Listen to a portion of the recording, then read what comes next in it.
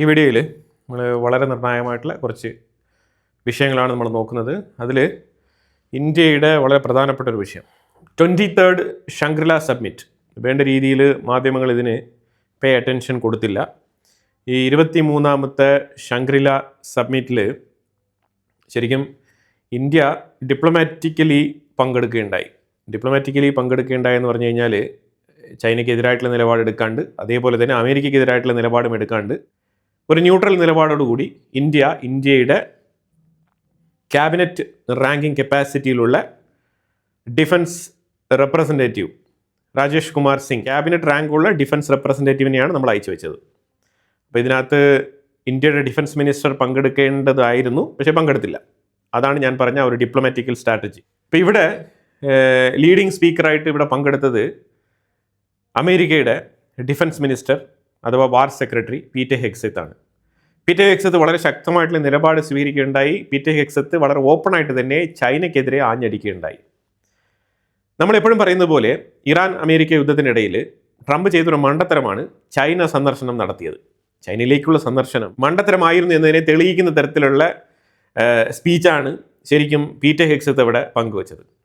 ഇപ്പോൾ നമ്മൾ ഇന്ത്യയുടെ ഒരു ജിയോഗ്രഫിക്കൽ നേച്ചർ നമുക്ക് നോക്കിക്കഴിഞ്ഞാൽ, ഇപ്പം യൂറോപ്പ് നിങ്ങൾ നോക്കൂ, ബെൽജിയവും പോളണ്ടും അവർ തമ്മിലുള്ള ബോർഡർ എന്ന് പറഞ്ഞു കഴിഞ്ഞാൽ ജസ്റ്റ് ഒരു റെസ്റ്റോറൻറ്റിൻ്റെ അടിയിൽ കൂടെയൊക്കെ കടന്നു പോകുന്ന ബോർഡർ ലൈനാണ്. ഒരു കസേര വലിച്ച് അപ്പുറത്തിട്ട് കഴിഞ്ഞാൽ ബെൽജിയം, ഒരു കസേര വലിച്ച് ഇപ്പുറത്തിട്ട് കഴിഞ്ഞാൽ പോളണ്ട്. ഇത്തരത്തിൽ വളരെ സിമ്പിളായിട്ട് ഹാൻഡിൽ ചെയ്തിരിക്കുന്ന, ഒരു തരത്തിലും ടെൻഷൻ ഇല്ലാത്ത ബോർഡറാണ് ബെൽജിയത്തിനും പോളണ്ടിനും ഇടയിലുള്ള ബോർഡർ. പക്ഷേ ഇന്ത്യയുടെ ബോർഡർ അങ്ങനെയാണോ? ഇന്ത്യയുടെ ബോർഡർ അങ്ങനെയല്ല. ഇന്ത്യയുടെ ബോർഡർ ഇപ്പുറത്ത് പാകിസ്ഥാൻ്റെ ബോർഡർ സംഘർഷഭരിതമാണ്, അതുപോലെ ഇപ്പുറത്ത് ചൈനയുടെ ബോർഡർ സംഘർഷഭരിതമാണ്. ഇനി അത് 2 ഫ്രണ്ടായിട്ട് കണക്കാക്കിയാൽ തന്നെ മൂന്നാമത്തെ ഒരു ഫ്രണ്ടും കൂടി റെഡിയാകുന്നുണ്ട്, അതാണ് ബംഗ്ലാദേശ് ബോർഡർ. അപ്പോൾ ഈ ബംഗ്ലാദേശ് ബോർഡറിനെ ശക്തമായ രീതിയിൽ വരിഞ്ഞു മുറുക്കാനും അവിടുത്തെ സെക്യൂരിറ്റി മെഷേഴ്സ് സ്ട്രെങ്തൻ ചെയ്യാനും വേണ്ടിയിട്ട് സെൻട്രൽ ഗവൺമെൻറ് വളരെ ശക്തമായിട്ടുള്ള ഇടപെടലുകൾ നടത്തുന്നുണ്ട്.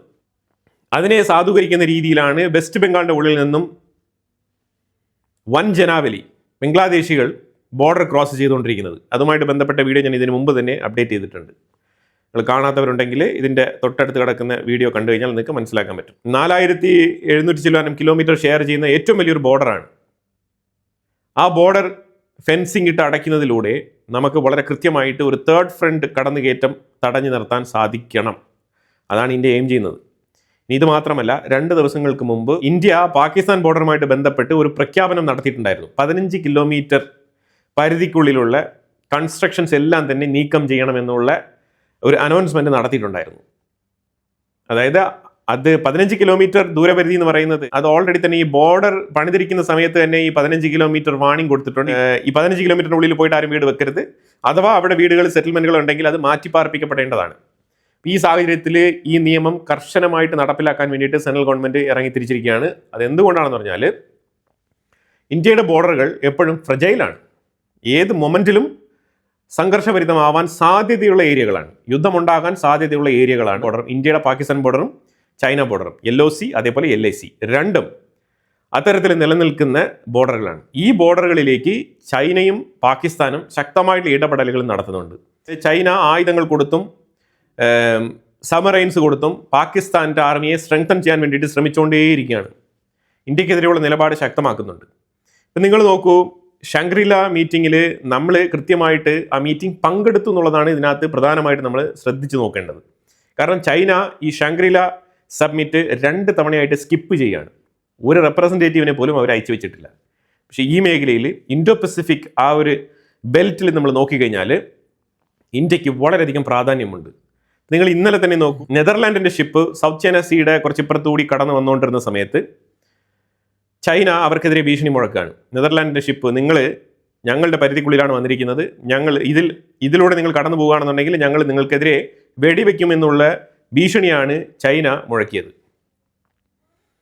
അപ്പോൾ അതായത് ചൈന ഇൻഡോ പസഫിക് മേഖലയിൽ ഒരു ഭീഷണിയായി തന്നെ നിലനിൽക്കുന്നു എന്നുള്ളതാണ് യാഥാർത്ഥ്യം. ഈ യാഥാർത്ഥ്യം മറച്ചു വെച്ചുകൊണ്ടാണ് ട്രംപ് നിങ്ങൾ എനിക്ക് ഇറാനെ തരൂ, ഞാൻ നിങ്ങൾക്ക് തായ്വാനെ തരാം എന്നുള്ള രീതിയിൽ ചർച്ച നടത്താൻ വേണ്ടിയിട്ട് ചൈനയിലെത്തിയത്. ഇതുകൊണ്ടാണ് ഞാൻ പറഞ്ഞത് ട്രംപിൻ്റെ ചൈന പര്യടനം ഒരു പരാജയമായി തീർന്നിരിക്കുന്നു എന്നുള്ളത്.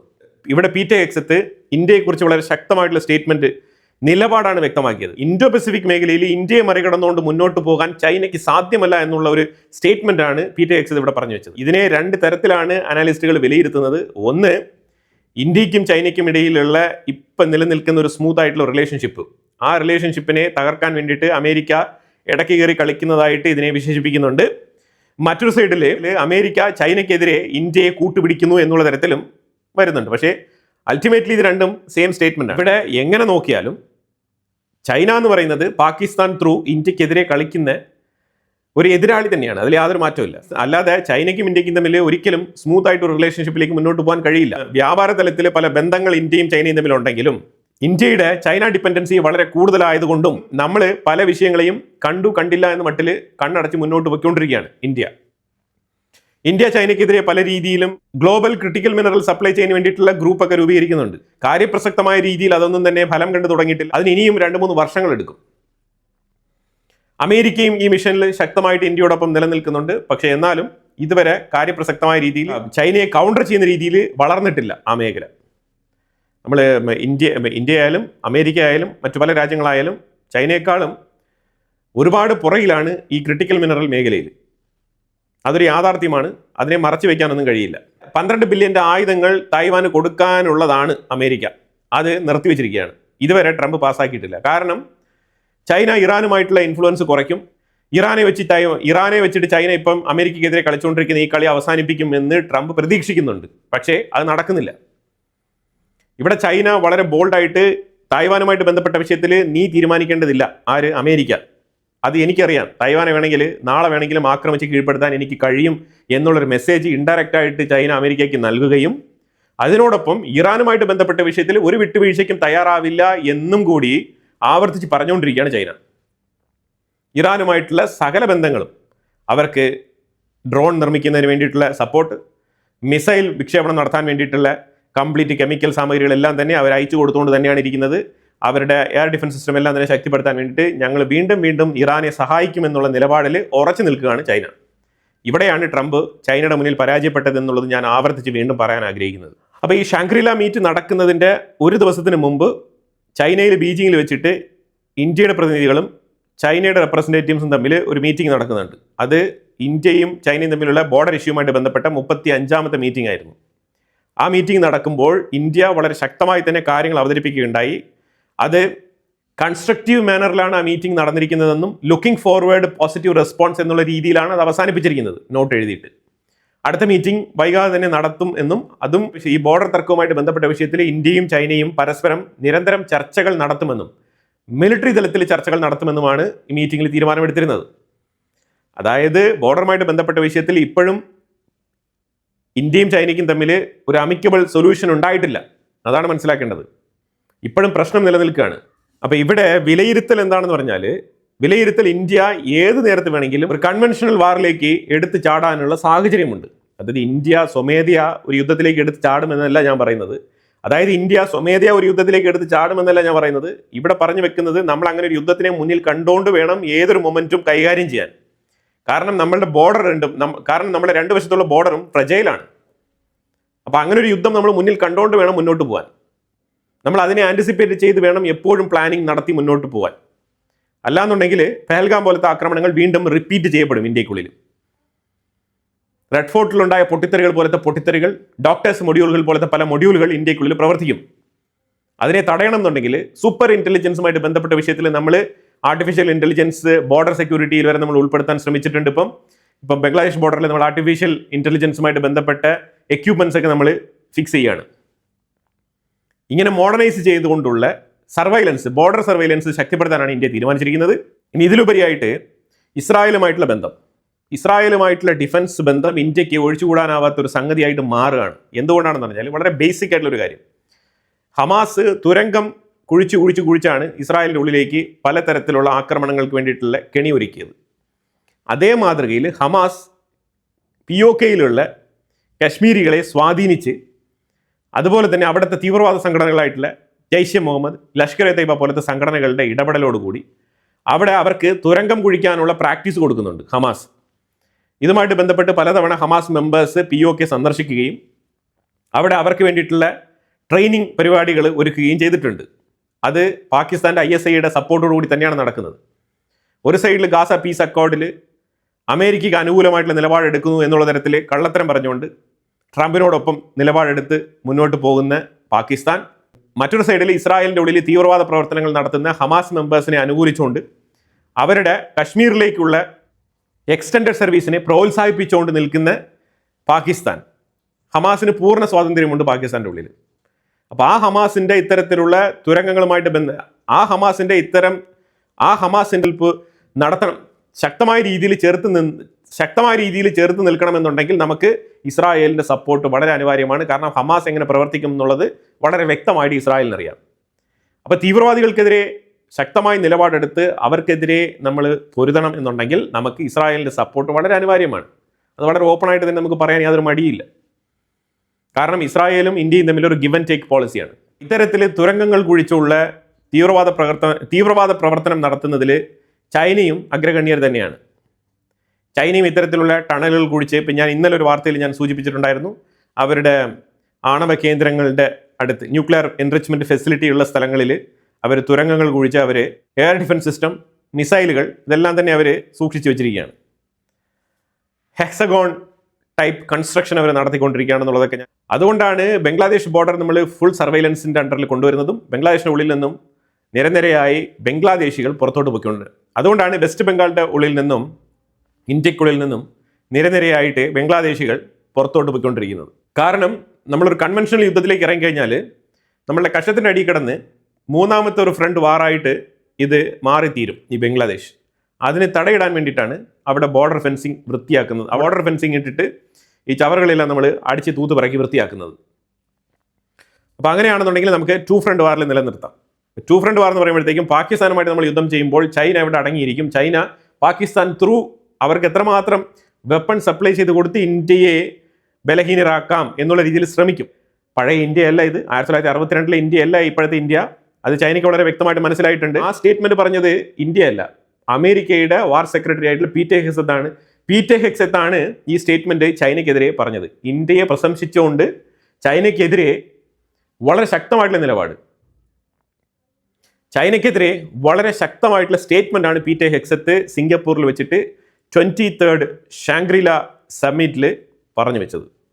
മറ്റൊരു രാജ്യങ്ങളെയും ഇൻഡോ പസഫിക്കിൽ പീറ്റർ ഹെക്സത്ത് കോട്ട് ചെയ്തില്ല, ഇന്ത്യയെ മാത്രമാണ് കോട്ട് ചെയ്തത്. കാരണം ചൈനയ്ക്കെതിരെ ശക്തമായ നിലപാടെടുത്താൽ, കാരണം ചൈനയെ ചേർത്ത് നിൽക്കാനുള്ള ഒരേ ഒരു പവർ ഏഷ്യൻ സൈഡിൽ അത് ഇന്ത്യ മാത്രമാണ്. ഇൻഡോ പസഫിക്കുമായിട്ട് ബന്ധപ്പെട്ട ആ ഒരു ബെൽറ്റിൽ വരുന്ന ഒരു രാജ്യങ്ങൾക്കും ഇന്ത്യയെ തഴഞ്ഞുകൊണ്ട് അല്ലെങ്കിൽ ഇന്ത്യയെ മാറ്റി നിർത്തിക്കൊണ്ട് ഒരു ഇൻഡോ പസഫിക് ബ്ലോക്ക് രൂപീകരിക്കാൻ സാധ്യമല്ല, അസാധ്യമായിട്ടുള്ള കാര്യമാണ്. അതാണ് പീറ്റർ ഹെക്സത്ത് വളരെ വ്യക്തമായിട്ട് സിംഗപ്പൂരിൽ വെച്ച് പറഞ്ഞത്. ഇത് നമ്മുടെ വാർത്താമാധ്യമങ്ങളൊന്നും ഇത് വലിയ രീതിയിൽ ഫോക്കസ് ചെയ്ത് സംസാരിച്ചില്ല, പക്ഷേ ഇങ്ങനെ ഒരു സംഭവം നടന്നിട്ടുണ്ട്. ഇന്ത്യ 60,000 കോടി ബ്രഹ്മോസ് മിസൈൽ ഡീൽ വിയറ്റ്നാമുമായിട്ട് സൈൻ ചെയ്തിരിക്കുകയാണ്. ഇത് വളരെ ബ്രില്യൻ്റ് ആയിട്ടുള്ള ഒരു ഡീലാണ്. അതായത് നമ്മൾ ഇന്തോനേഷ്യയുമായിട്ട് ഇങ്ങനെ ഒരു ഡീൽ സൈൻ ചെയ്യാൻ വേണ്ടിയിട്ട് ഇരിക്കുന്ന ആ ഒരു സാഹചര്യത്തിലാണ് അതിന് തൊട്ട് മുമ്പായിട്ട് വിയറ്റ്നാമുമായിട്ടുള്ള ഈ ഒരു കരാർ ഒപ്പിട്ടിരിക്കുന്നത്. ഇന്ത്യയുടെ air chief marshal AP Singh പറഞ്ഞിരിക്കുന്നത് India 6th gen fighter jet ഉൽപ്പാദിപ്പിക്കുന്നതിൽ പ്രശ്നങ്ങളൊന്നുമില്ല, അത് നമുക്ക് ഉൽപ്പാദിപ്പിക്കാം. പക്ഷേ നമുക്ക് നിലവിൽ യൂറോപ്പുമായിട്ടോ അമേരിക്കയുമായിട്ടോ നമ്മുടെ സ്ട്രാറ്റജിക് പാർട്ട്ണർഷിപ്പ് മെച്ചപ്പെടുത്തിക്കൊണ്ട് 6th gen fighter jet purchase ചെയ്യുന്നതായിരിക്കും നല്ലത് എന്നുള്ളൊരു സ്റ്റേറ്റ്മെൻറ്റ് പുള്ളിക്കാരൻ പറഞ്ഞിട്ടുണ്ട്. ഇത് വളരെ വാലിഡ് ആയിട്ടുള്ള ഒരു സ്റ്റേറ്റ്മെൻ്റ് ആണ്. എനിക്കും അതങ്ങനെ തോന്നുന്നുണ്ട്. കാരണം നമ്മൾ ഫൈറ്റർ ജെറ്റ് മാനുഫാക്ചറിങ്ങിൽ ഇതിനു മുമ്പ് ഭയങ്കരമായിട്ടുള്ള കഴിവ് തെളിയിച്ചിട്ടുള്ള ആൾക്കാരല്ല. നമ്മളിപ്പോഴാണ് റീസെൻ്റായിട്ട് ഇതെല്ലാം ട്രൈ ചെയ്ത് കാര്യങ്ങളൊക്കെ ഒരു പരിധി വരെ നമ്മൾ കരക്കടുപ്പിച്ചുകൊണ്ട് വരുന്നത്. അപ്പോൾ ഈ സാഹചര്യത്തിൽ നമ്മളുടെ തേജസ് MK ഫൈറ്റർ ജെറ്റിൻ്റെ കാര്യങ്ങളൊക്കെ നമുക്ക് അറിയാവുന്നതാണ്. എഞ്ചിൻ ഡിലേയുമായിട്ട് ബന്ധപ്പെട്ട വിഷയം, എഞ്ചിനൊക്കെ നമ്മൾ പുറത്തുനിന്നാണ് വാങ്ങിക്കുന്നത്. ഈ സാഹചര്യത്തിൽ നമ്മൾ യൂറോപ്പിൽ നിന്നോ അല്ലെങ്കിൽ അമേരിക്കയിൽ നിന്നോ രണ്ട് കൂട്ടരുടെയും കയ്യിൽ കുറച്ച് ഷെയർ ചെയ്ത് നമ്മൾ ഫൈറ്റർ ജെറ്റുകൾ വാങ്ങിക്കുകയാണെന്നുണ്ടെങ്കിൽ നമുക്ക് യൂറോപ്പുമായിട്ടും നല്ല രീതിയിലുള്ള പാർട്ട്ണർഷിപ്പ് ഉണ്ടാവും, ഡിഫൻസ് മേഖലയുമായിട്ട് ബന്ധപ്പെട്ട സഹകരണം ഉണ്ടാവും, അതുപോലെ അമേരിക്കയുമായിട്ട് നമുക്ക് നല്ല രീതിയിലുള്ള സഹകരണം ഉണ്ടാവും, റഷ്യയുമായിട്ട് നമുക്ക് ഓൾറെഡി നല്ല രീതിയിലുള്ള സഹകരണം ഉണ്ട് താനും. ഈ സാഹചര്യത്തിൽ നമ്മളുടെ ഈ പർച്ചേസ് വളരെയധികം നമുക്ക് ഗുണം ചെയ്യും എന്നാണ് AP സിംഗ് പറഞ്ഞു വെക്കുന്നത്. പറഞ്ഞതിൽ കാര്യമുണ്ട്, ഇല്ലാന്നില്ല.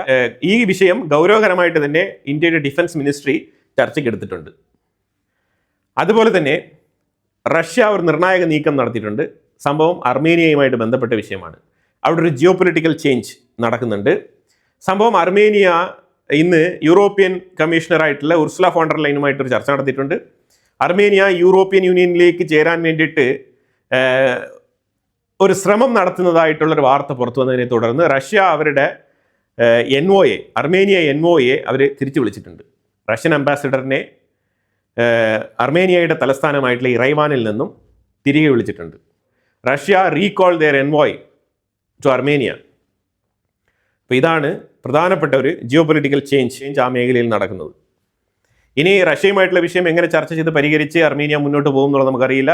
റഷ്യയും അർമേനിയയും തമ്മിൽ നല്ല രീതിയിൽ ബന്ധമുള്ള രണ്ട് രാജ്യങ്ങളാണ്. നിലവിലെ റഷ്യയ്ക്കും അർമേനിയയ്ക്കും ഇടയിൽ ഈ ഒരു ക്രൈസിസ് ഡെവലപ്പ് ആയിട്ടുണ്ട്. അതുപോലെ ഇന്ത്യ ഷാങ്ക്രില സമ്മിറ്റിൽ വെച്ചിട്ട് Netherland, European union, America, Australia ഈ രാജ്യങ്ങളുമായിട്ടെല്ലാം ശക്തമായ രീതിയിൽ ഇൻഡോ പസഫിക് മേഖലയുമായിട്ട് ബന്ധപ്പെട്ട വിഷയത്തിൽ ചർച്ച നടത്തിയിട്ടുണ്ട്. അപ്പോൾ എനിവേ വളരെ നിർണായകമായിട്ടുള്ള ഒരു ഫ്യൂച്ചറിസ്റ്റിക് ആയിട്ടുള്ള ഒരു ഡെവലപ്മെൻറ്റാണ് നമ്മൾ വീഡിയോയിൽ പങ്കുവച്ചത്. ഇതിനെക്കുറിച്ചുള്ള അഭിപ്രായങ്ങൾ കമൻറ്റ് ബോക്സിൽ രേഖപ്പെടുത്തുക. കൂടുതൽ വാർത്തകളുമായിട്ട് അടുത്ത വീഡിയോയിൽ വരാം. Thank you so much.